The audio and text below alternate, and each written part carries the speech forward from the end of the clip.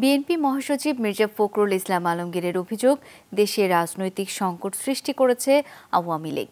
নতুন করে আন্দোলনের কর্মসূচি নির্ধারণে যুগপৎ আন্দোলনের দলগুলোর সঙ্গে প্রাথমিক আলোচনা হচ্ছে বলেও জানান বিএনপি মহাসচিব। যুক্তরাষ্ট্রের দক্ষিণ ও মধ্য এশিয়া বিষয়ক সহকারী পররাষ্ট্রমন্ত্রী ডোনাল্ড লুর সফর ইস্যুতে ফখরুল বলেন, কারো উপর নির্ভর করে গণতন্ত্র ফিরে আনায় বিশ্বাস করে না বিএনপি।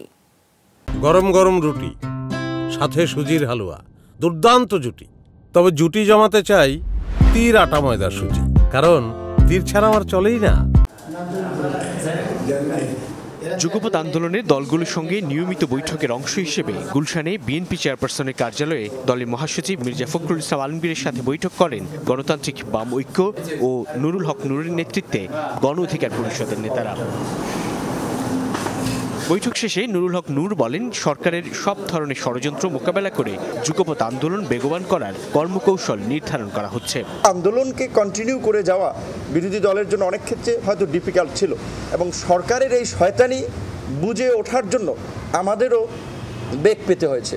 তবে আমরা সরকারের সব ধরনের ষড়যন্ত্র এবং শয়তানি আগামীতে মোকাবেলা করার জন্য আমরা প্রস্তুতি নিচ্ছি, এবং সেই ধরনের কর্মকৌশল নিয়ে আগামীতে আন্দোলনকে বেগবান করা হবে। বিএনপি মহাসচিব বলেন, একদফা আন্দোলনের মূলে ছিল নিরপেক্ষ সরকারের অধীনে নির্বাচন।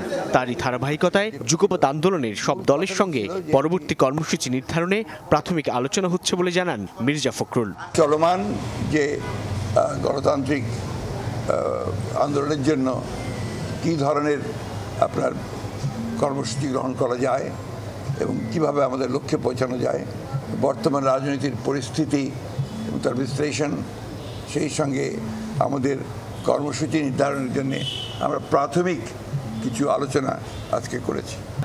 ডোনাল্ড লুর বাংলাদেশ সফর নিয়ে মির্জা ফখরুল বলেন, কারো উপর নির্ভর করে নয়, জনগণের উপর ভর করেই দেশে গণতন্ত্র ফিরিয়ে আনা হবে। বাংলাদেশের জনগণ কারো উপরে নির্ভর করে তার গণতান্ত্রিক অধিকার ফিরিয়ে আনবে, এটা আমরা মনে করি না।